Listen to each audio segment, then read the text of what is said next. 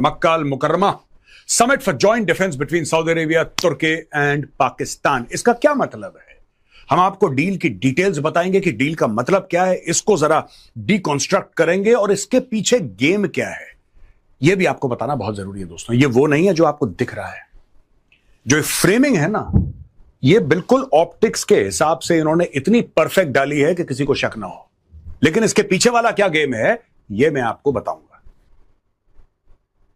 अब ये दोस्तों जो इनकी डील हुई है, डिफेंस की डील हुई है, इसमें कहते हैं कि इसमें इंक्लूडेड क्या है, म्यूचुअल डिफेंस गारंटी। वही चूरन जो पहले पाकिस्तान ने बेचा था कि जो अगर हमला हमारे ऊपर होता है तो सऊदी अरब के ऊपर हमला होगा। आपको याद है ना, पिछले साल सितंबर में पाकिस्तान और सऊदी अरब ने डील साइन की थी। अब उसको एक्सपेंड कर दिया थोड़ा सा, उसमें तुर्की को बीच में ले आए और फिर यही बात कह रहे हैं, अगर तुर्की पे हमला होगा तो वो पाकिस्तान और सऊदी अरब पे हमला है, और अगर पाकिस्तान के ऊपर होगा तो फिर वो तुर्की और सऊदी अरब पे हमला है, और सऊदी अरब पे होगा तो तुर्की और पाकिस्तान के ऊपर हमला है। ये बेसिकली एक के ऊपर हमला मतलब सबके ऊपर हमला। ये प्राइमरी चूरन है। ये आपने देखा सऊदी अरब ने पिछले साल साइन किया था, तालिबान ने हमला कर दिया, तालिबान ने अटैक कर दिया, तहरीक तालिबान पाकिस्तान ने कितनी बार अटैक कर दिया, बलोचों ने कितनी बार अटैक कर दिया। मैं सितंबर से लेकर अभी जुलाई, सितंबर 2025 टिल जुलाई 2026 कितने पाकिस्तान के ऊपर हमले हुए हैं? एक बार सऊदी अरब ने एक फौजी पाकिस्तान में उतारा हो।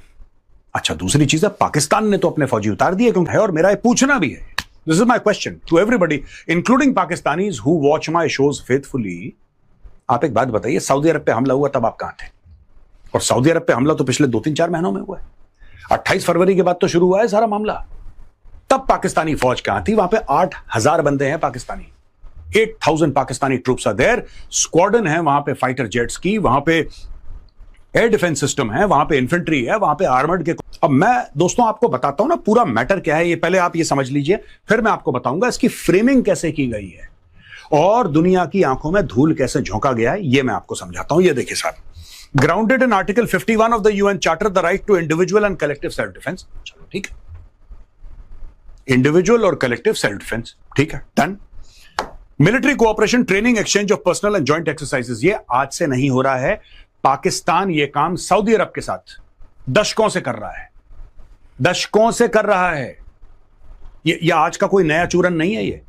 ये चूरन पाकिस्तान दशकों से बेच रहा है, और सऊदी अरब की जमीन में कितने सालों से, कितने सऊदी अरब के बीच हुई है। ईरान कह रहा है कि पाकिस्तान और तुर्की के मिल जाने से सऊदी को कुछ होने वाला नहीं है, सऊदी को कोई बचा नहीं पाएगा। ईरान ये भी कह रहा है कि जो डील है, ईरान आपका दोस्त है, लेकिन ईरान कह रहा है कि ये जो डील पाकिस्तान, सऊदी और टर्की करके खुश हो रहा है, ये कागजी डील है, ये पेपर डील है, इसका कोई फर्क नहीं पड़ने वाला है। बहुत शुक्रिया जी। पहले तो मैं आपसे अर्ज करूं, जो मक्का मुआहिदा हुआ, इस पे फायदे की बात हम नहीं कर रहे हैं, हम पूरी दुनिया को फायदा पहुंचाना चाह रहे हैं। हम पूरी दुनिया को दिखाना चाह रहे हैं कि लोग अमन के साथ। भारतीय मीडिया देखें कैसे पागल हो चुका है, क्योंकि ये 3 मुल्कों का इत्तेहाद हुआ है, जिसकी वजह से अब एक मुल्क पर हमला तीनों मुल्कों पर हमला समझा जाएगा, इसलिए भारत पागल हो चुका है।